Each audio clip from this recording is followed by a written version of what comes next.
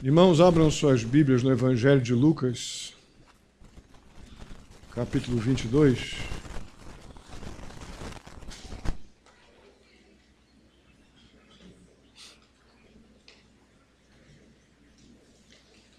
Evangelho de Lucas, capítulo 22. Hoje vamos relembrar, tem alguma coisa errada. Alô? 1, 2, tá com, acho que é excesso de ganho, não é?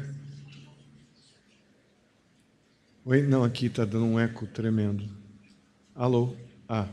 Alô? Vamos relembrar hoje um importantíssimo evento. Na verdade, passaremos esse mês lembrando deste momento tão especial. Na verdade, o momento que deve ser lembrado pela cristandade, biblicamente, não é, da maneira como é feito, não é o Natal. Nós não temos um incentivo na Bíblia a comemorar o nascimento de Jesus. Mas a Bíblia inteira nos leva a refletir sobre a morte e ressurreição de Cristo. Então, se tem um evento na Bíblia, um acontecimento bíblico, que deveria obter toda a nossa atenção e trabalho, envolvimento, lembrança e relembrança durante o ano, é o que nós fazemos de maneira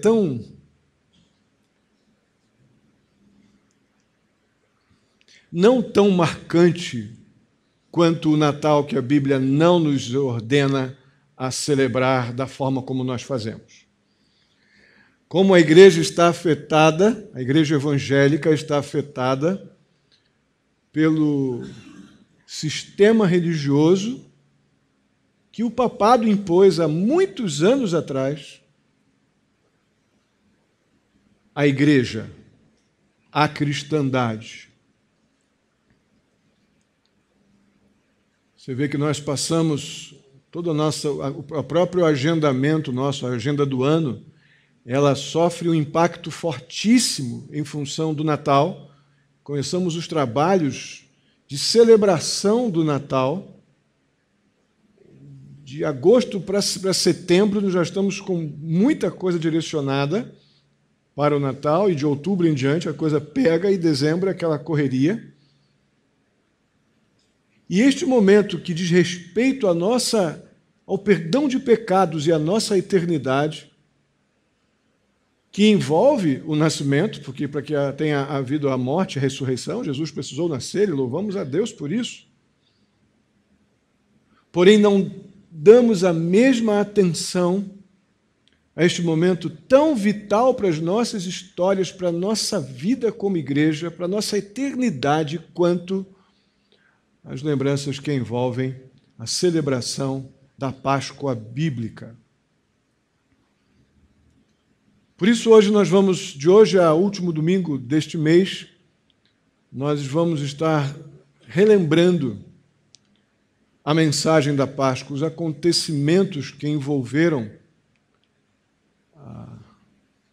a morte do Cordeiro de Deus pelo nosso pecado, e a dignidade, a grandeza da sua ressurreição. E esses eventos não foram bonitos, não. Foram terríveis. Os momentos que antecederam a vitória de Cristo sobre a morte, a vitória de Cristo sobre o pecado, nos dando liberdade do pecado, libertação do pecado, segurança de eternidade, ressurreição e eternidade com Cristo nos céus. Essa história não é bonita, não. É uma história duríssima. Duríssima, duríssima. Vamos pensar nisso nesses próximos domingos, hoje, nos próximos domingos, e as implicações disso para a gente. Vamos orar, pedir a Deus que nos capacite a perceber as implicações desta beleza que há na Páscoa bíblica, e que possamos interagir com isso de uma forma bem ativa. Oremos. Pai querido, muito obrigado mais uma vez. Te louvamos pela Tua palavra, pelo privilégio que temos de lembrar da Páscoa, Deus, dentro dessa realidade tão importante que a Bíblia apresenta, que envolve o sacrifício do Teu Cordeiro, de Cristo Jesus, pelo nosso pecado, para que fôssemos libertos da escravidão do pecado, da morte espiritual, e tendo garantido em Cristo Jesus, na sua ressurreição, a nossa vitória sobre a morte também, garantida por Cristo Jesus ressurreto.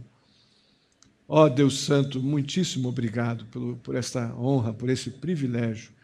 Mentes e corações estejam completamente voltadas ao Pai para compreender a grandeza e a dor que foi para o nosso Salvador, que não se omitiu, que não se esquivou de tudo que estava por sofrer, ó Deus, por nós. Ajuda-nos a compreender isso e aplicar as verdades, os princípios que veremos aqui às nossas vidas. Assim eu te peço, ó Pai, em nome de Jesus. Amém.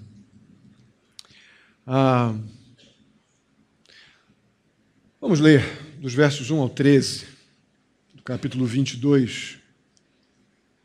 Diz assim: Estava se aproximando a festa dos pães sem fermento, chamada Páscoa. E os chefes dos sacerdotes e os mestres da lei estavam procurando um meio de matar Jesus, mas tinham medo do povo. Então Satanás entrou em Judas, chamado Iscariotes, um dos 12. Judas dirigiu-se aos chefes dos sacerdotes e aos oficiais da guarda do templo e tratou com eles como lhes poderia entregar Jesus. A proposta muito os agradou e lhe prometeram dinheiro. Ele consentiu e ficou esperando uma oportunidade para lhes entregar Jesus quando a multidão não estivesse presente.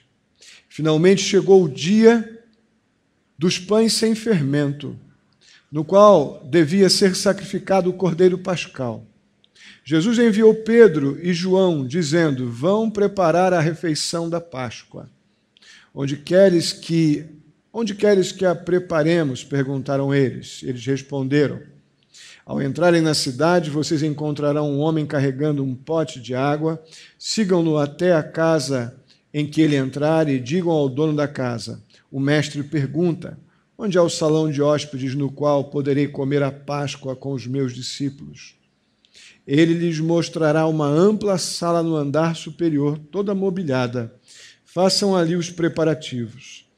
Eles saíram e encontraram tudo como Jesus lhes tinha dito. Então, prepararam a Páscoa. Amém? A tendência nossa nessa leitura é olhar aqui para este ambiente mobiliado, para esta sala que era comum nos dias de Jesus, um ambiente preparado para reuniões onde se comia, onde se alimentavam, alguns almoços, jantares. O salão seria o nosso salão de festas hoje. Só que a ideia ali era de um salão, uma sala mobiliada para servir uma ceia. A tendência é a gente olhar para essa parte mais bonita, né? A gente vai com a nossa influência do catolicismo romano, aí lembra logo daquela última ceia no quadro, né? Vem aquela visão e tal, e parece que é tudo tão bonito ali. Vem tudo um certo romantismo religioso aí. Irmãos, não tem nada de romântico nesse trecho. Nada, nada, nada. O que está acontecendo aqui na prática é que os discípulos não estavam entendendo nada sobre o que estava por acontecer. Apesar de Jesus já vir durante todo o seu ministério público falando com eles que haveria necessidade que o Filho morresse por muitos, o Filho de Deus, eles não estavam ainda entendendo que eles estavam diante do Cordeiro de Deus, aquele que tiraria o pecado do mundo, e que era o próprio Cristo que seria imolado, sacrificado como aquela visão do cordeiro sacrificado que eles tinham na sua própria história espiritual, para a própria herança, tradição oral que vinha do Antigo Testamento, do cordeiro sendo levado ao altar e cortado e o sangue aspergido sobre o altar. Eles não estavam de forma alguma neste momento aqui compreendendo que este cordeiro era o que estava diante dele, dizendo para eles: vão a tal lugar, achem um local mobiliado, uma sala, para nós comermos esta ceia juntos. Eles achavam que era mais um evento, um momento especial de estar com o Rabi, e ali teriam um momento super espiritual, super legal. Só que o que estava acontecendo, e Jesus sabia disso, na sua realidade, na sua realidade divina de um ser onisciente, ele sabia que o que estava andando por trás de tudo aquilo ali era uma tremenda de uma conspiração. Uma conspiração para matá-lo. É isso que estava acontecendo. No verso 2, nós vemos que os chefes dos sacerdotes e os mestres da lei estavam procurando um meio de matar Jesus. Uma conspiração acontecia. Irmãos, e essa realidade onisciente de Cristo Jesus talvez seja uma das características que mais poderiam afligi-lo na sua humanidade. Porque dentro da característica divina humana de Cristo, no 100% Deus e 100% homem, Jesus, sem dúvida alguma, no seu 100% homem, sabia tudo o que estava acontecendo e o que estava por acontecer. E no seu 100% homem, falei 100% Deus, né? Agora, há pouco. No 100% homem, ele certamente deveria sentir a angústia humana, não pecaminosa, mas humana, na sua perfeição também de percepção das coisas, de saber que já estavam conspirando para que o plano de Deus se cumprisse, e o plano de Deus incluía uma morte muito sofrida, que envolvia a traição de pessoas muito próximas, muito chegadas, que estavam sentando à mesa com ele. Isso, sem dúvida alguma, atuava na mente do homem Cristo, do homem Jesus, ou do Jesus homem. E devia lhe trazer momentos de muito clamor ao Senhor. Porque nós vemos narrado nas Escrituras os momentos principais que Deus soberanamente decidiu que teríamos as próprias orações de Cristo descritas na Bíblia. No Getsêmani, por exemplo, que revela um momento de grande dor pessoal do Jesus homem. Mas certamente Jesus orou muito. E eu creio que uma das orações de Jesus é: Senhor, esses caras vão sentar comigo. E um deles vai miseravelmente conspirar com o chefe dos sacerdotes e a guarda do templo para me matar.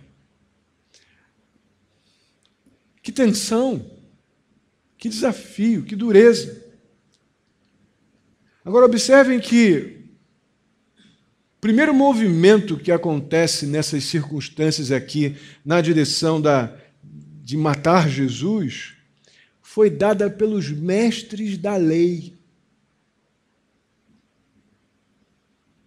Então, o ato conspiratório não estava vindo de uma massa, de um movimento de massa mais desfavorecida socialmente ou coisas do tipo. Não.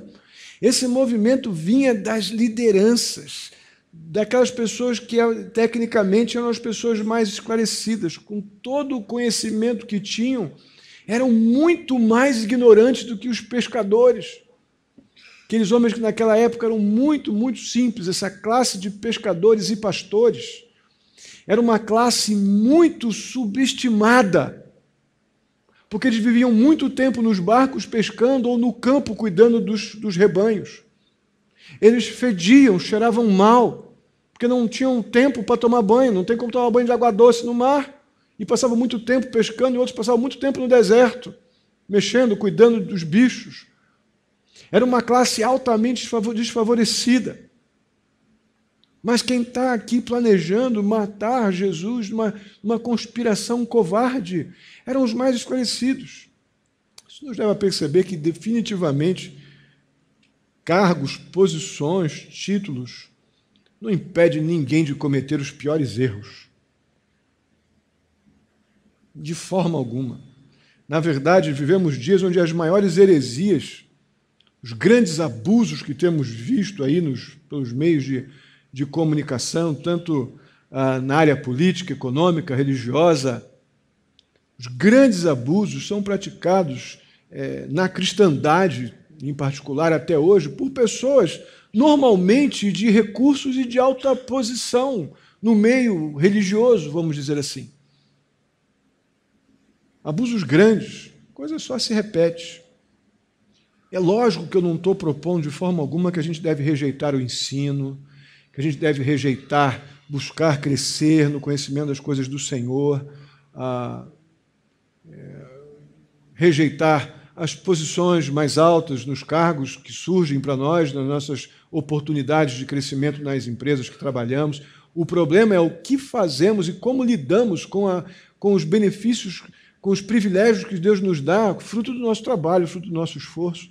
A gente não cai, a gente não tropeça normalmente no momento de pedir. A gente tropeça depois que recebe o que pediu, porque esquecemos de quem deu e o propósito para o qual recebemos aquilo que pedimos. É aí que a gente geralmente cai. A gente tropeça e se machuca muito. O fato é que a gente precisa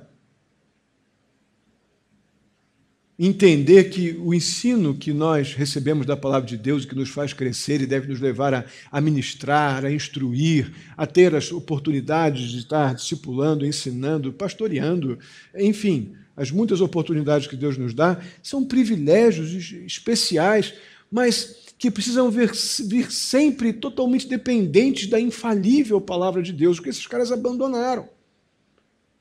Esses chefes, os chefes dos sacerdotes e mestres da lei, ignoraram, esqueceram, partiram para uma questão apenas de poder, de ter o poder nas mãos, que é o que nós mais vemos aí as pessoas procurando. A questão é que se nós temos a oportunidade de influenciar, dependentes da infalível e inerrante palavra de Deus, que bênção nós podemos fazer no mundo ao nosso redor. Há um texto em Isaías, capítulo 8, versos 19 e 20, que diz assim: quando disserem a vocês, procurem um médium ou alguém que consulte os espíritos e murmure encantamentos, pois todos recorrem a seus deuses e aos mortos em favor dos vivos, respondam: à lei e aos mandamentos. Se eles não falarem conforme esta palavra, vocês jamais verão a luz. É o que mais a gente vê, irmãos, as pessoas, as lideranças religiosas dos nossos dias, cedendo à necessidade do homem de se sentir de alguma forma atendido com adivinhações sobre o futuro, sobre um imediatismo terrível, como se tudo que estivesse reservado para o homem se limitasse a esta vida. E a Bíblia nos ensina que nós estamos aqui neste mundo como para testemunharmos este mundo perdido, o amor e as boas novas de Jesus Cristo, porque o lugar daqueles que amam a Cristo Jesus, que foram salvos pela obra de Cristo na cruz, é na eternidade com Deus. Mas as pessoas, infelizmente, muitas lideranças, as poderosas lideranças que estão por aí com o poder do dinheiro e da influência via os meios de comunicação, estão aí simplesmente dando atenção às pessoas que eles querem médium. Então, dou um médium para você, que alguém que consulte espíritos, pode vir aqui que eu dou consulta, pode vir aqui que eu atendo as suas ansiedades espirituais. Pregação sobre o arrependimento, que é a mensagem da cruz, que liberta o homem da escravidão do pecado, lhe dá segurança de eternidade. Esta mensagem não dá ibope, não enche igreja. E é o mesmo problema que esses homens viviam naqueles dias. Estavam às vésperas de um evento, de um momento extraordinário para o qual os profetas do Antigo Testamento profetizaram, ou pelo qual eles profetizaram que o Messias viria, trazendo liberdade a um povo cativo, não uma liberdade de algemas, mas uma liberdade espiritual que viria através da morte de Cristo Jesus, perdoando pecados e dando eternidade para aqueles que nele crescem. Mas naquele tempo, tanto os líderes como muitas pessoas queriam isso aqui, médiuns particulares, pessoas que pudessem fazer consultas a espíritos e murmurassem encantamentos em seus ouvidos. É exatamente isso que temos hoje. Mas a resposta do profeta foi absolutamente contundente. A lei e aos mandamentos, se elas não falarem conforme esta palavra, vocês jamais verão a luz. Jamais vão ficar dependentes de palavras de homem, de grupos religiosos, de poder, de comércio religioso, vão ficar dependentes dessas pessoas, continuarão escravos dos seus pecados e continuarão sem conhecer a luz que temos a partir do momento que temos o encontro real com Cristo Jesus. O fato é que nesse ambiente de conspiração surge um personagem inesperado. Olha o que diz o verso 3. Então Satanás entrou em Judas, chamado Iscariotes, um dos 12. Irmãos, essa é uma afirmação chocante, para não dizer frustrante. Ser tentado e afligido por Satanás é ruim. Agora, o texto nos diz que Judas foi possuído por, ou seja, Satanás entrou em Judas. Ou melhor, isso mesmo. Irmãos, deixa eu deixar, ficou interessante, né? Eu vou deixar bem claro aqui que para isso ter acontecido, Satanás, usando literalmente o texto da NVI, Satanás entrou em Judas. Para que isso tenha acontecido, deve ficar totalmente claro que o coração de Judas nunca foi de Cristo.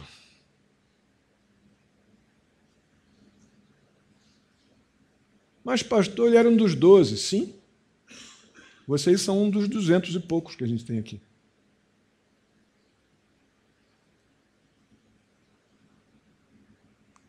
Jesus não sabia? Claro que sabia.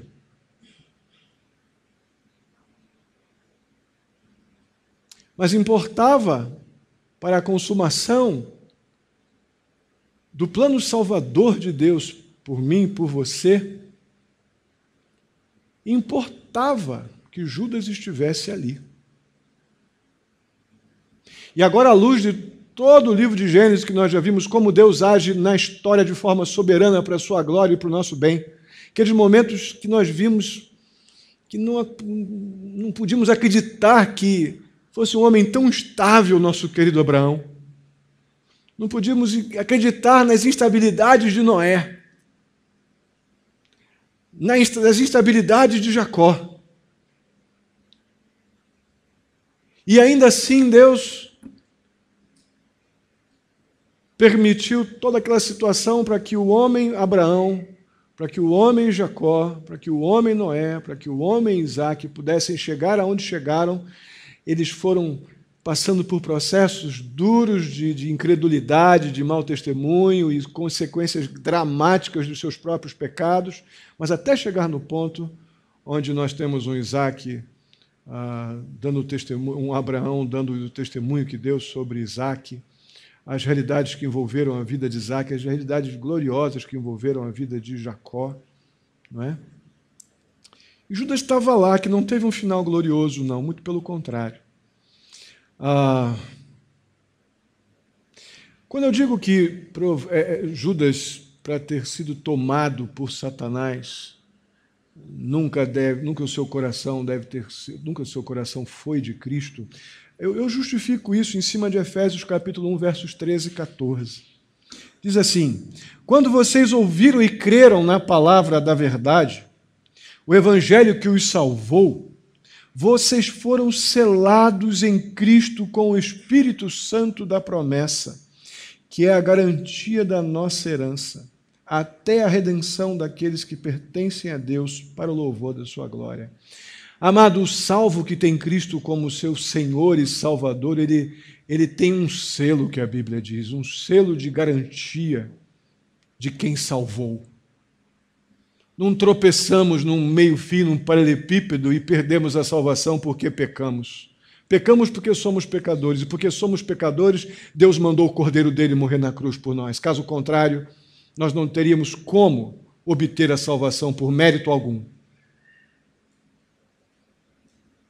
O fato é que o salvo, aquele que ouviu e creu na palavra da verdade, a Bíblia diz que o evangelho que os salvou, a boa nova de Cristo, esses foram selados, selo da garantia do Salvador, com o Espírito Santo da promessa, que é a garantia. Se Judas fosse um homem salvo ali naquele momento, Satanás não teria ocupado aquilo que não é dele. Mas como havia um convencimento intelectual, um convencimento público até de que eu sou discípulo de Jesus, mas o coração ainda lhe pertencia ao próprio Judas, e o coração de Judas não era de Cristo, logo haviam outras coisas mais importantes do que Cristo na vida de Judas. Por isso, então, Satanás teve vantagem sobre a vida deste homem. Ou seja, eu acredito que faltava o selo do Espírito de Cristo Jesus, o selo de Cristo no coração de Judas. Judas, sem dúvida alguma, deve ser para nós um tremendo de um aviso para a igreja de Cristo Jesus. Que não é pelo fato de estarmos aqui com carinha de crente, cabelinho de crente, cheirinho de crente, roupinha de crente,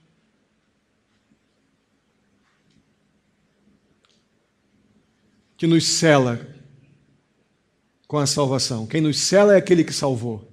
O selo é de Cristo Jesus, do Salvador, para aqueles que, mediante o Evangelho de Cristo, reconhecem que são pecadores e que nada mais pode comprar a sua fé, porque a sua fé já foi comprada pelo sangue de Cristo lá na cruz. Esse sim tem o selo.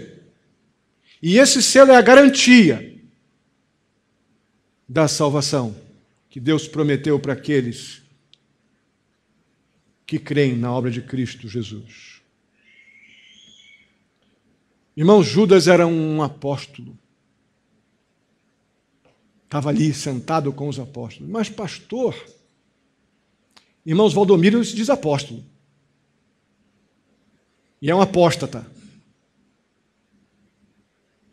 A maneira Jesus está dizendo, não, mas é uma multidão que diz.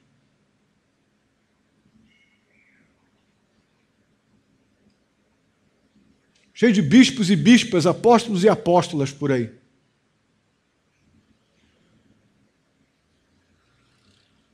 Que seguem Jesus, como Judas seguiu. Todo o ministério de Cristo Jesus, Judas seguiu Jesus. Judas ouviu as pregações de Jesus. Judas viu os milagres de Jesus. Estava ali, grudadinho. Eu acredito que Judas até pregou. Quando ele saiu em duplas ali por toda a região do Oriente Médio Antigo, ali Jerusalém, Cafarnaum, aquelas cidades ali em volta ele saiu em duplas, anunciando, testemunhando de Cristo, que o Messias havia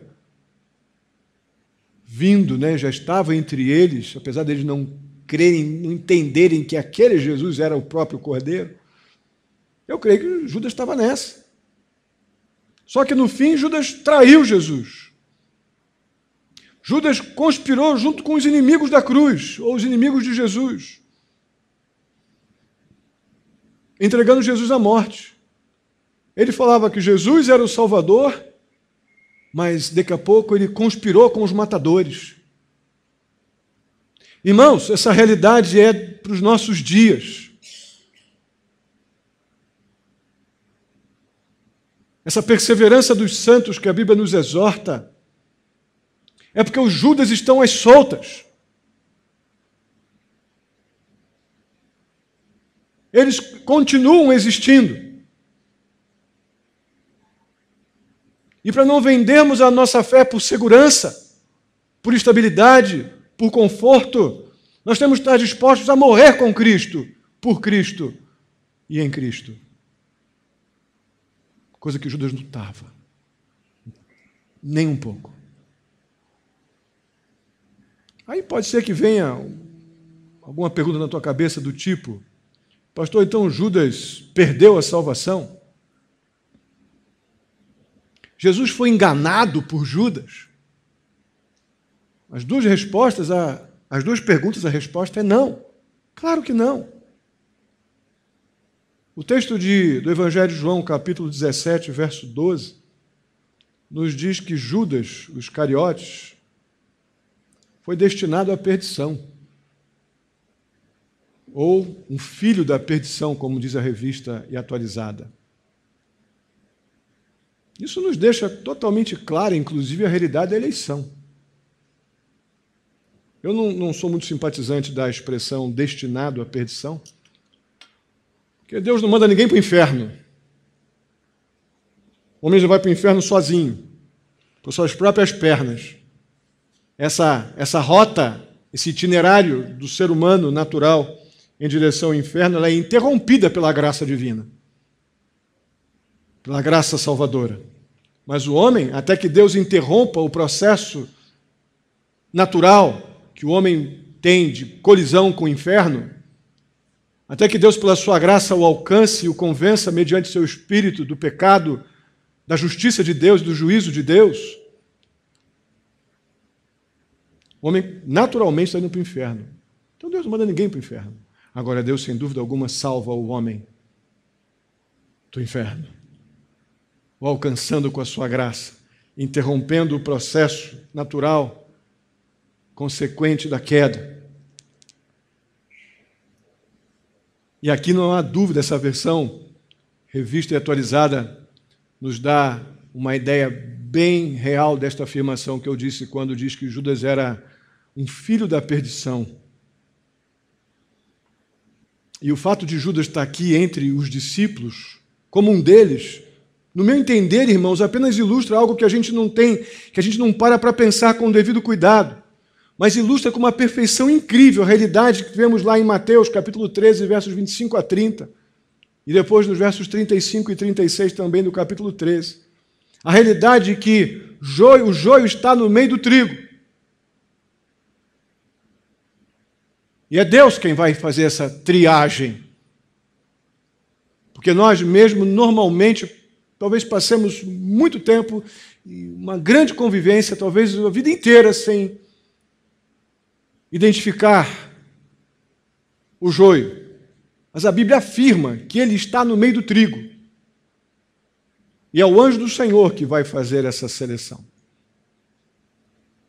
É preocupante o fato do quanto uma pessoa ela pode avançar numa aparente vida cristã, numa aparente realidade cristã evangélica, e apesar disso, ainda não ter sido alcançada pela graça divina, que transforma realmente sua mente e seu coração, não apenas um ambiente social que faz bem ao seu padrão ético, moral e afeta apenas o comportamento público.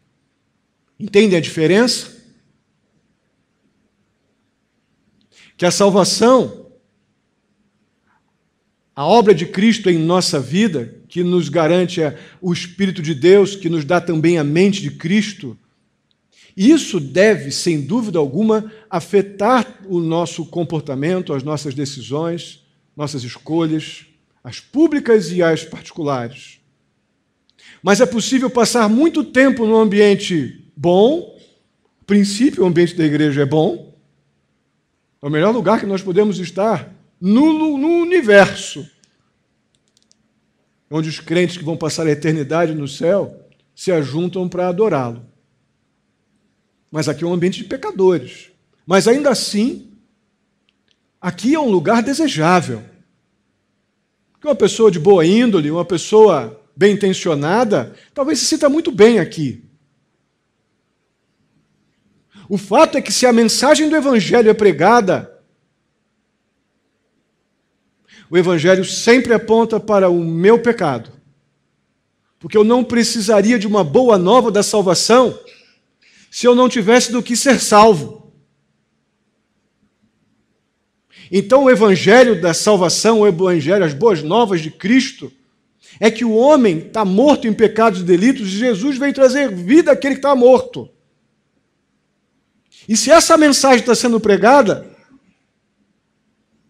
há necessidade, sem dúvida alguma, de que alguma inquietação haja no coração do homem, da pessoa que ainda não se rendeu a Cristo Jesus. Caso contrário, cai no contexto de eu ser um simpatizante muito bem intencionado, porém, a minha fé ainda está condicionada às coisas que me dão prazer neste mundo. Se as coisas que me dão prazer nesse mundo me chamarem mais a atenção do que a fé em Cristo Jesus, eu atendo o mundo, depois eu atendo a Cristo. A Bíblia chama esses de joio.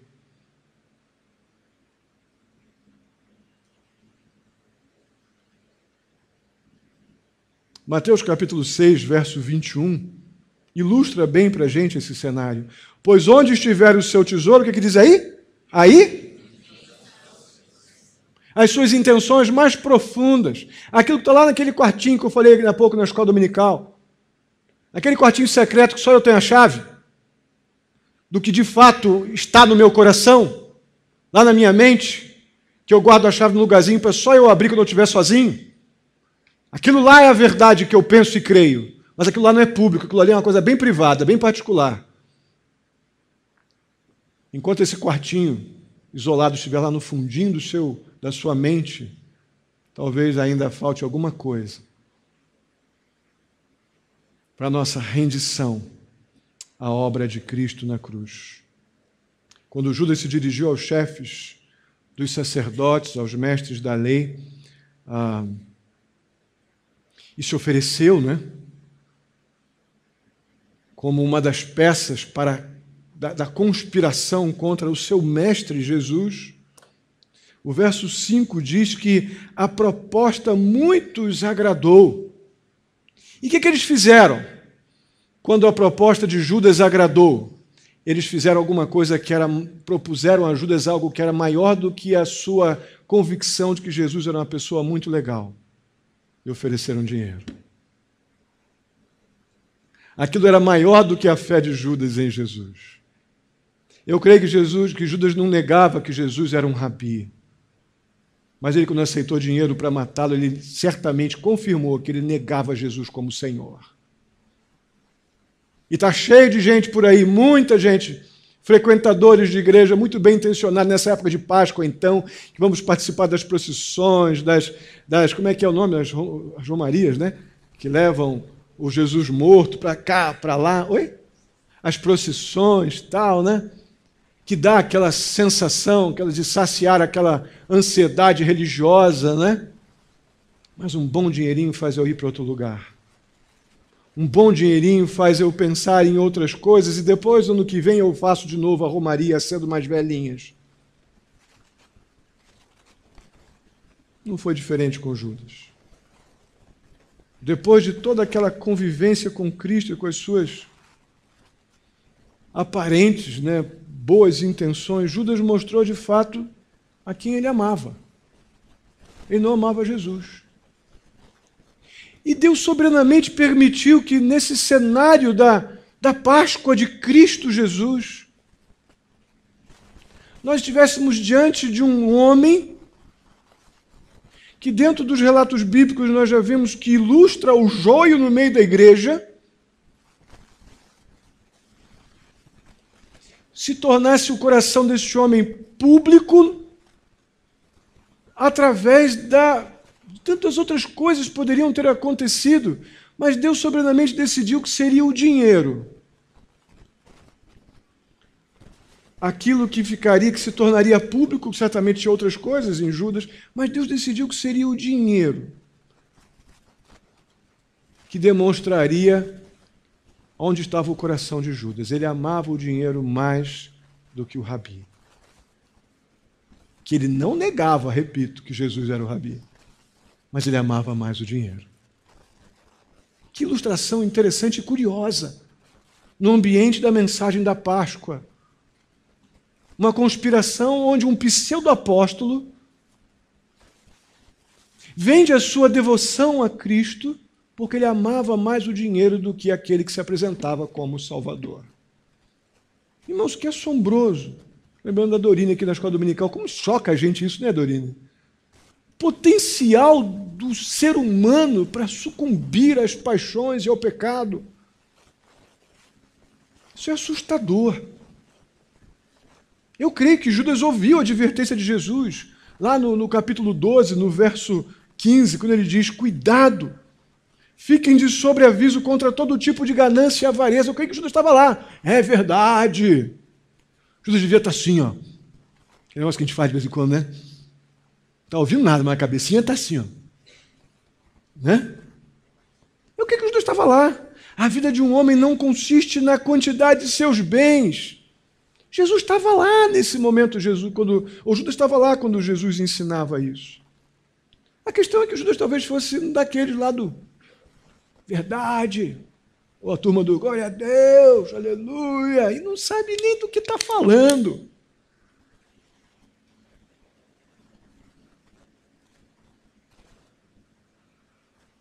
Paulo dizia a Timóteo, lá no capítulo 6, primeira carta a Timóteo, capítulo 6, verso 10, que o dinheiro é a raiz de todos os males. Irmãos, você precisa de um dinheirinho? Você precisa? Eu também. Não é? Para pagar nossas contas, como resposta do nosso trabalho, como justa resposta ao nosso trabalho. Não se está falando aqui do dinheiro como que é pecado você ter seu dinheiro justo e suado e trabalhado. A Bíblia não diz isso. A Bíblia está dizendo que tudo aquilo que se coloca entre você e Deus se transforma em objeto de idolatria. E para Judas foi o dinheiro, que ficou entre ele e a adoração ao Rabi Jesus, o Salvador. Ele, como um bom idólatra, adorou as coisas desse mundo e não a Cristo.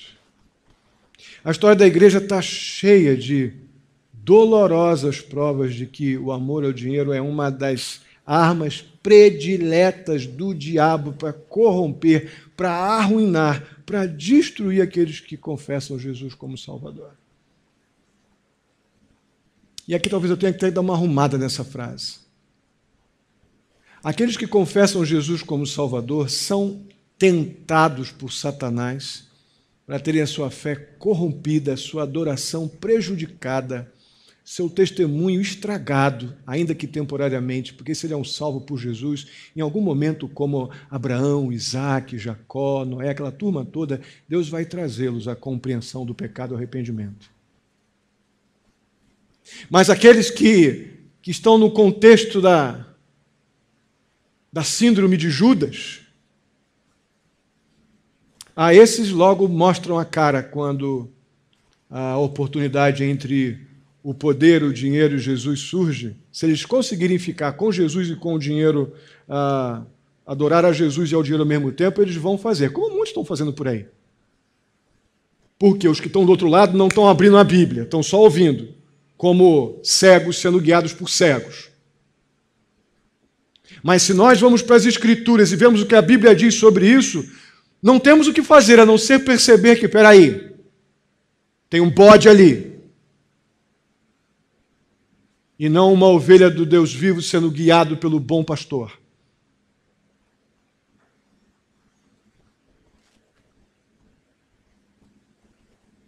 Na verdade, nós temos um exemplo em Atos capítulo 5, versos 1 a 11, de um casal que estava no meio da igreja. Pelo que eu entendo do texto, eles eram atuantes, estavam no templo, e eles simplesmente venderam a sua alma à ganância. Eles foram expostos e julgados pelo seu pecado, nossos Ananias e Safira, vocês devem lembrar disso. Mas estava ali. Mentiram no momento onde havia uma unidade tremenda do Espírito, e eles julgaram que podiam dar uma manipuladinha nas circunstâncias, porque uma mentirazinha branca, que não faz mal a ninguém, não tem problema. O que é que eles pensaram nisso? E os dois foram carregados pelos jovens lá para a porta do templo, porque eles morreram ali mesmo. E dentro desses lastimáveis maus exemplos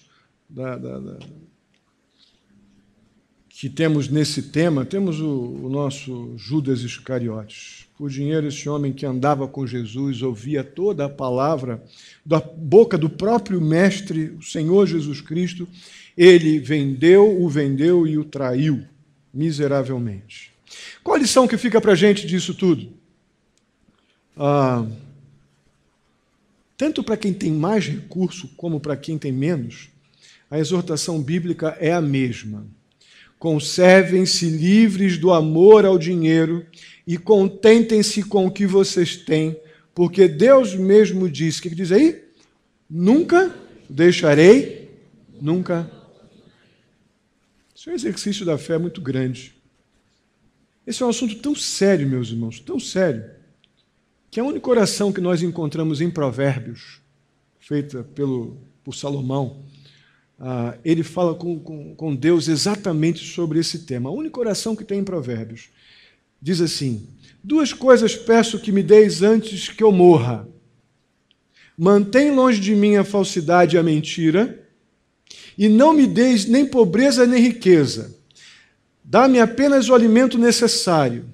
Senão, tendo demais, eu te negaria e te deixaria. E diria: quem é o Senhor? Ou quem é o Senhor? Se eu ficasse pobre, poderia vir a roubar, desonrando assim mesmo o nome do meu Senhor. É a preocupação do sábio Salomão. Ele não diz não me dê. Não está fazendo nenhum voto de pobreza para ficar mais santo. Não está dizendo assim, eu quero só o que eu preciso, porque se eu tiver muito, eu sou capaz de dizer que eu que consegui, depois o Senhor me dá tudo. Se eu tiver pouco, eu posso roubar, porque o meu coração é terrível. Então, o Senhor me dá o que eu preciso, por favor. Irmãos, se tem algo que nós podemos tirar na mensagem da Páscoa, desse contexto que antecedeu esse momento tão significativo da última ceia, é de que nós temos o mesmo potencial que esses caras tiveram aqui. E que cabe a nós não nos deixarmos corromper por tanta proposta imoral, mas com carinha de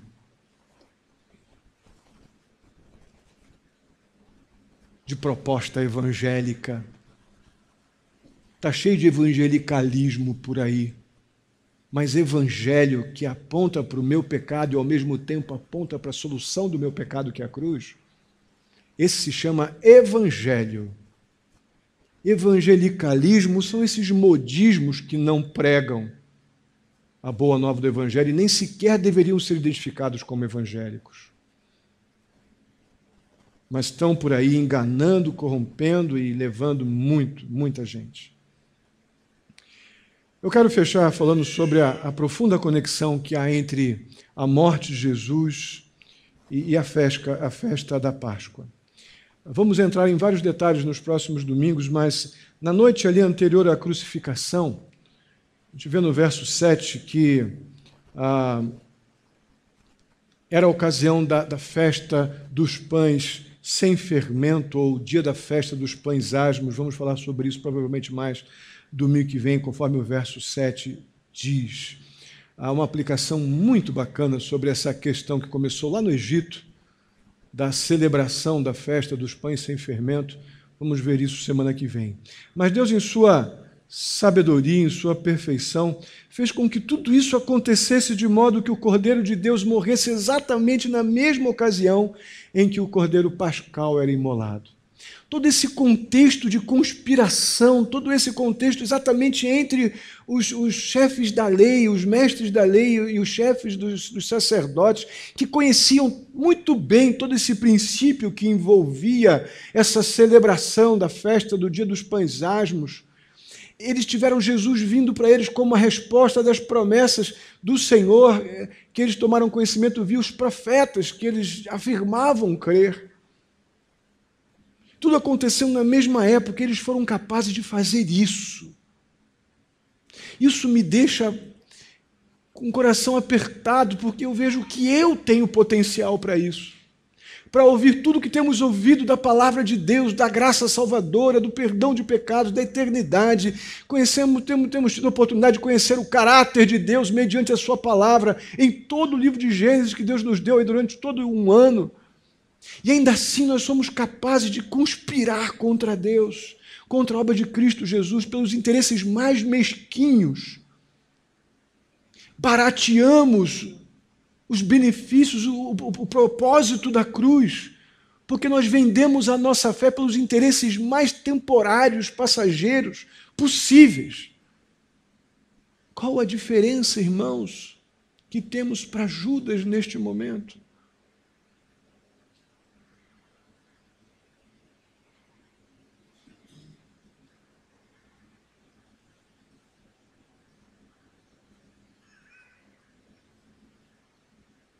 Aquilo que a morte de Cristo significou, Cordeiro de Deus, na verdade, na relação no que diz respeito ao Egito, onde foi iniciado todo esse processo da Páscoa, aquela morte do Cordeiro significou para aquele povo, para Israel, lá no contexto do Egito, era exatamente o mesmo que significaria no contexto da morte de Cristo para os pecadores. Em toda a humanidade, até os dias de hoje, até o dia que Cristo vir, a morte de Cristo, Cordeiro de Deus, tem o mesmo significado que lá nos dias de Jesus, quando tinham apenas o Cordeiro, e hoje nós temos o Cristo, o Cordeiro de Deus, em nossa mente, como o presente de Deus pelo nosso pecado.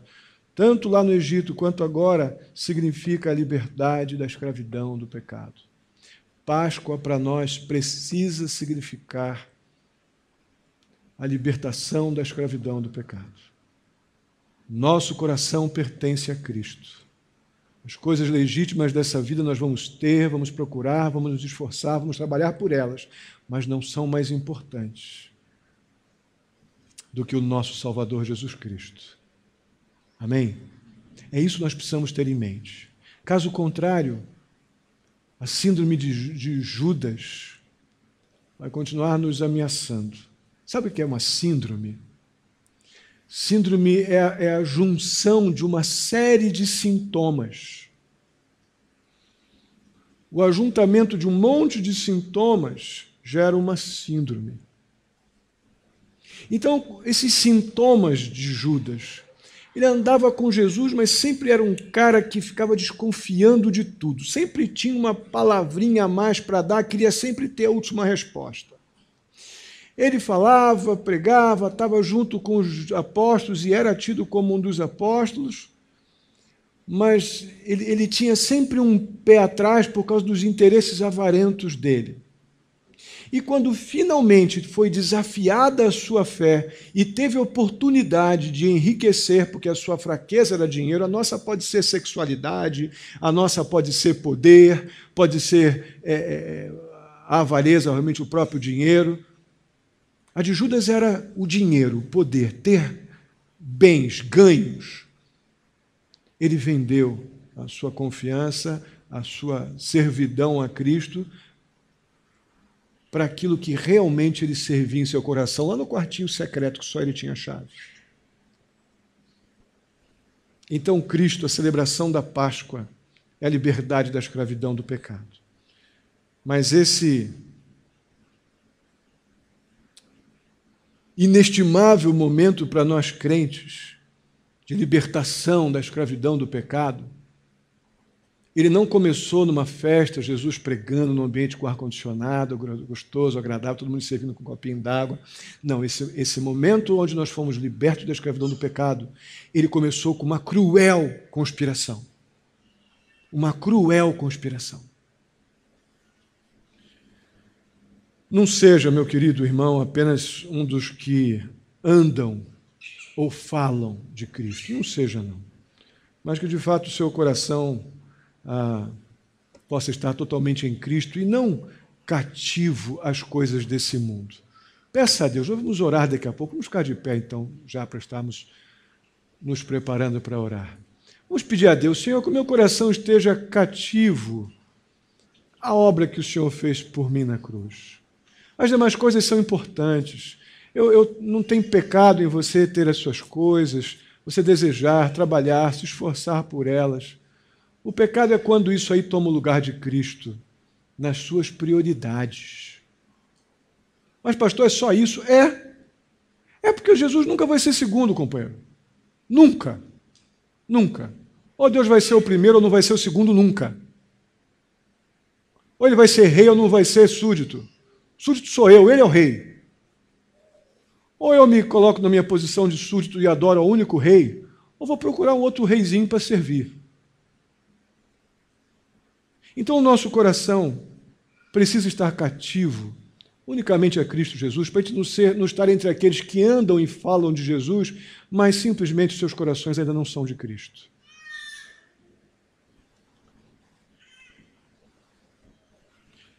E quando o mundo aparentemente vence, como no caso aqui da traição de Judas, hoje nós já sabemos, com todo o histórico que temos de Gênesis, que, na verdade, está cooperando apenas com o Senhor da história.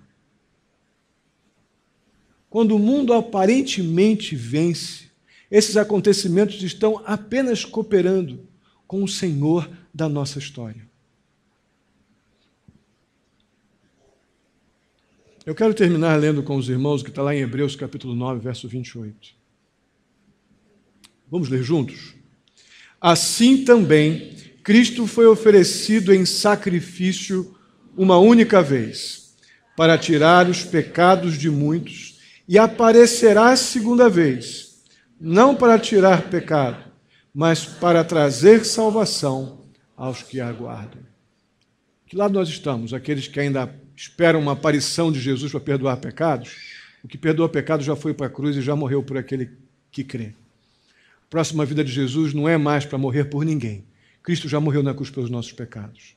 A próxima vinda de Cristo, literalmente, é para trazer a eternidade, para nos levar para estar para sempre com Ele. Cabe agora a você pensar que Páscoa você pretende celebrar nesse mês. A Páscoa daqueles que falam de Cristo, mas o coração ainda pertence a vocês mesmos? Ou a Páscoa daqueles que lembram que, de fato, o Cordeiro de Deus morreu na cruz pelo meu pecado, para que eu fosse definitivamente liberto da escravidão do pecado? Oremos. Santo e amado Deus, muitíssimo obrigado pela oportunidade de olhar para a obra da salvação, para a obra de Cristo na cruz em nosso lugar, e ver que nada disso, ó Pai, foi uma história romântica ou bonitinha. Foi um contexto dolorido, que revela muito mais o potencial enganoso do nosso coração do que qualquer outra coisa. Mas Cristo completou o propósito de Deus, ó Pai, ao passar por todo esse processo de traição, ofensa, para que pudesse chegar à cruz e completar o projeto de amor, o projeto salvador do Senhor para conosco, quando se tornou o teu Cordeiro, que foi sacrificado na cruz pelo nosso pecado. Para que não vivêssemos, ó Pai, de aparência, mas que, crendo definitivamente nesta tua obra em nosso favor, tivéssemos a certeza de perdão de pecados e vida eterna. As outras coisas legítimas dessa vida são muito legais e importantes e podemos trabalhar por elas. Mas nada compra a nossa fé no Senhor Jesus. Nada substitui nossa devoção, nosso compromisso de amor, nossa dependência e a nossa esperança. Ó Deus querido, tenhamos em mente esse tão sério alerta que vemos em Judas, que estava entre aqueles que aparentemente eram aqueles que viriam após Cristo, mas ali entre eles estava um traidor. E aprove ao Senhor manter aquele homem ali para que pudéssemos ser despertados para esta possibilidade, ó Pai, enganosa do nosso próprio coração. Se alguém aqui, ó Pai, que até aqui, ó Deus, não compreendia, que simplesmente vir aqui, sentar no banco, levantar a mão, cantar, achando que isso é o que garante perdão de pecados e vida eterna, mas qualquer outro interesse o afasta daqui. Ó Deus, se foi compreendido que não é assim, que nada pode nos separar, ó Deus, nada pode entrar entre nós e a nossa adoração ao Senhor. Caso contrário, não somos melhores do que qualquer idólatra que não tem a Ti como único e soberano Senhor. Que haja arrependimento e confissão de pecados, eu te peço. Que haja renúncia a essa prática enganosa e uma entrega total e absoluta de coração, de rendição de vontade ao senhorio de Cristo Jesus. Assim eu te peço, ó Deus, muito agradecido pela nossa escola bíblica dominical, por este tempo de louvor e adoração ao Teu nome que o Senhor ministrou aos nossos corações pela Tua palavra. Peço em nome de Jesus mais uma vez, ó Deus, pela Aline, que ela possa estar sendo suprida em sua enfermidade, ó Deus, pelo Senhor, pelo pastor Átila, ó Deus, pela Ritinha, que o Senhor os tome os médicos, tome esses queridos irmãos em Tuas mãos. Ó Pai querido, o Senhor sabe os desafios de cada um, de trabalho, ó Pai, de estudos, relacionamento familiar. Ó Pai querido, em nome de Jesus, traz direção, restauração, sabedoria. Peço por aqueles que estão sem trabalho, ó Deus, que em nome de Jesus se abra a porta do trabalho, para que possam ter sustento em suas casas. Ó Pai querido, muito obrigado, porque o Senhor é o nosso refúgio, o Senhor é a nossa fortaleza. Ó Pai querido, muito obrigado por esse tempo tão especial, tão gostoso juntos aqui em Teu nome. Assim eu te peço, ó Pai, que o Senhor nos leve em paz para os nossos lares e nos conduza, nos dirija, ó Pai, nesta semana. Assim eu te peço, Pai Santo, em nome de Jesus. Que a graça do nosso Senhor e Salvador Jesus Cristo, o amor de Deus, nosso amado Pai, a comunhão e a consolação do Espírito Santo esteja sobre a vida de cada um de vós, queridos irmãos, hoje e até a vinda do nosso Senhor Jesus Cristo. Amém e amém. Deus os abençoe. Podem sentar-se.